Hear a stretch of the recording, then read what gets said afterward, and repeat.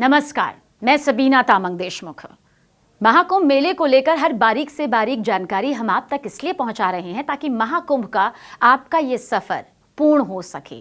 आस्था से लबालब सराबोर ये सफर आपकी मनोकामना को पूर्ण कर सके। आज आपको इस वीडियो के जरिए बताएंगे महाकुंभ मेले में त्रिवेणी संगम पर ही आखिर शाही स्नान क्यों होता है, जिसे राजयोगी स्नान भी कहा जाता है, विशेष स्नान भी कहा जाता है। और शाही स्नान से पहले आखिर क्या संकल्प लेना चाहिए, आस्था की डुबकी का शुभ मुहूर्त भी आज आपको पता चलने वाला है। देखिए, दुनिया का सबसे बड़ा धार्मिक आयोजन कुंभ, हर कोई इसका हिस्सा बनना चाहता है। कुंभ मेले की शुरुआत शाही स्नान से होती है। महाकुंभ का यह सबसे बड़ा आकर्षण होता है।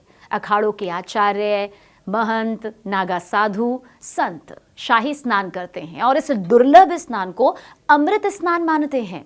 ये कोई आम स्नान नहीं होता, इसे अमृत स्नान की श्रेणी में रखा जाता है। और देखिए, अखाड़ों के संतों, उनके शिष्यों, तपस्वियों के स्नान को राजयोगी स्नान भी कहा जाता है। शाही स्नान को राजयोगी स्नान कहा जाता है। हिंदू धर्म में दरअसल देवताओं और राक्षसों के जरिए समुद्र मंथन के बाद अमृत कलश निकला और इसे पाने के लिए दोनों पक्षों में खूब लड़ाई हुई थी। आखिरकार इसे देवताओं ने यहाँ पर हासिल कर लिया था, पा लिया था, लेकिन जो 4 बूंदें गिरी थी, जिसके बारे में हम हमेशा जानकारी आपको देते हैं, उनमें से एक प्रयागराज की धरती पर गिरी। इसलिए कहा जाता है कि शाही स्नान करने से अमृतत्व की प्राप्ति होती है। और धार्मिक मान्यता कहती है कि महाकुंभ में स्नान करने से जातक को मोक्ष की प्राप्ति यहाँ पर हो जाती है। लेकिन त्रिवेणी संगम पर शाही स्नान आखिर किस वजह से किया जाता है, अब आपको ये बताते हैं। दरअसल हिंदू धर्म के लिए प्रयागराज का संगम बेहद पवित्र माना जाता है। प्रयागराज में गंगा, यमुना, सरस्वती नदी होती है। प्रयागराज के संगम में गंगा, सरस्वती और यमुना के मिलन का नजारा देखने को मिलता है। और ऐसी मान्यता है कि महाकुंभ, कुंभ और अर्धकुंभ के दौरान त्रिवेणी संगम में स्नान करने से जातक को मोक्ष की प्राप्ति होती है और पापों से छुटकारा मिलता है। महाकुंभ के दौरान शाही स्नान को बेहद महत्वपूर्ण माना गया है।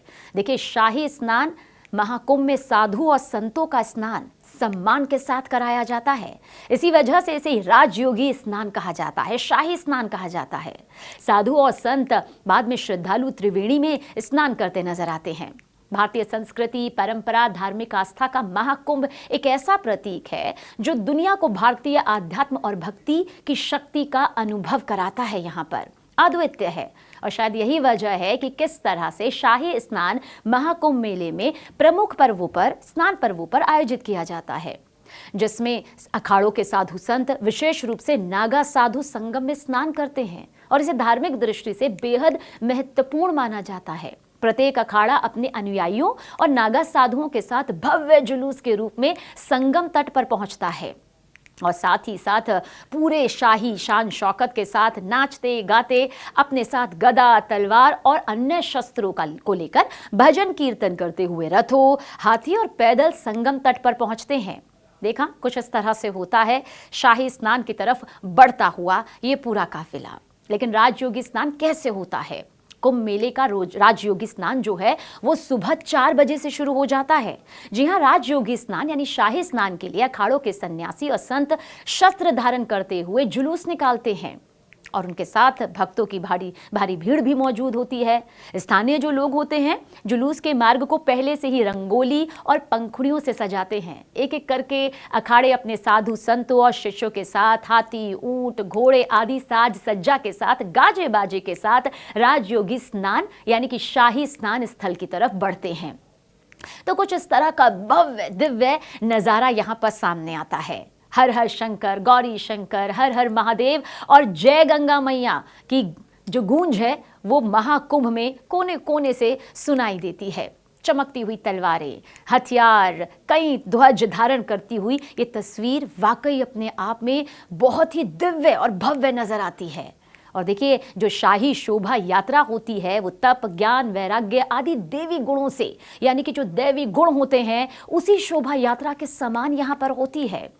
लेकिन कहा यह जाता है कि एक वक्त होता है, एक मुहूर्त होता है, देवत्व प्राप्ति और मोक्ष का प्रतीक क्योंकि इसे माना जाता है, इसलिए ये महाकुंभ की परंपरा का एक महत्वपूर्ण हिस्सा होता है राजयोगी स्नान, शाही स्नान, विशेष स्नान, जो सिर्फ 3 पर्वों पर होता है। पहला मकर संक्रांति, दूसरा मौनी अमावस्या, तीसरा अंतिम शाही स्नान, जिसकी तारीख हम आपको बताते हैं। पहला स्नान महाकुंभ का स्नान पौष पूर्णिमा के दिन 13 जनवरी को होगा, यानी कि पहला दिन ये होगा। दूसरा महाकुंभ का स्नान मकर संक्रांति के दिन यानी 14 जनवरी को होगा, मंगलवार। और साथ ही साथ तीसरा महाकुंभ का स्नान मौनी अमावस्या के दिन होगा, यानी अमावस्या के दिन प्रयागराज समेत अन्य तीर्थ स्थलों पर स्नान करने से मोक्ष मिलता है।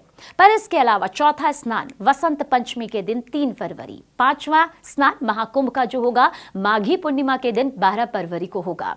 तो ये तय यहाँ पर है। साथ ही आपको बता दें कि ये स्नान जो हैं बहुत ज़्यादा अपने आप में खास माने जाते हैं, क्योंकि नागा साधु अखाड़ों का एक ऐसा प्रमुख वर्ग है जो कुंभ मेले के शाही स्नान में विशेष भूमिका यहाँ पर लगाते हैं, जिनके पूरे शरीर में भस्म यहाँ पर होता है। इनकी मौजूदगी ही इस पूरे पर्व को महायोद्धा साधु के तौर पर दिखाती है, क्योंकि प्राचीन काल में वो धर्म और समाज की रक्षा के लिए जिस तरह से सेना के रूप में कार्य करते थे, आज भी वही छवि यहाँ पर दिखाई देती है।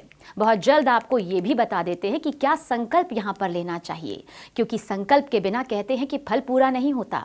तो शाही स्नान यानी कि स्नान से पहले, आस्था की डुबकी से पहले आप किसी भी शुभ मुहूर्त के किनारे यानी कि गंगा किनारे खड़े होकर अपने मन में अच्छे विचारों के साथ संकल्प करें। संगम में डुबकी से पहले गरीबों को अन्न, वस्त्र और दक्षिणा का दान जरूर करें। मंत्र जप करें। पवित्र स्नान से पहले ओम नमः शिवाय और ओम गंगे च यमुने चैव का मंत्र जाप जरूर करें। और साथ ही साथ अपने विचार और आचरण को शुद्ध रखने का संकल्प लें, यानी किसी के प्रति बुरा विचार नहीं आना चाहिए। तो कुछ इस तरह का ये पूरा महत्व यहाँ पर है। वेद पुराणों में इसके प्रत्यक्ष प्रमाण भी मिलते हैं। ब्रह्म पुराण में तो संगम स्नान को अश्वमेघ यज्ञ के समान फलदायी कहा गया है। महाकुंभ के दौरान माघ मास की अलग अलग तिथियों पर जल तत्व में सूर्य चंद्रमा की ऊर्जा में अत्यधिक वृद्धि होती है। और कहते हैं कि धार्मिक मान्यता यह है कि साधु संतों के सानिध्य में ईश्वर के नाम का जप, धार्मिक क्रिया व्यक्ति को मोक्ष का अधिकारी यहाँ पर बना देता है। तो जाते जाते यही कहेंगे कि ये शाही स्नान, आस्था की डुबकी सिर्फ आध्यात्मिक शांति नहीं देती, बल्कि इससे भक्तों को धार्मिक बल की भी प्राप्ति होती है। और शायद यही वजह है कि महाकुंभ के दौरान संगम का जल अमृतमय हो जाता है और इस जल में आस्था की डुबकी लगाने से हर व्यक्ति को उसके कष्टों से मुक्ति मिल जाती है।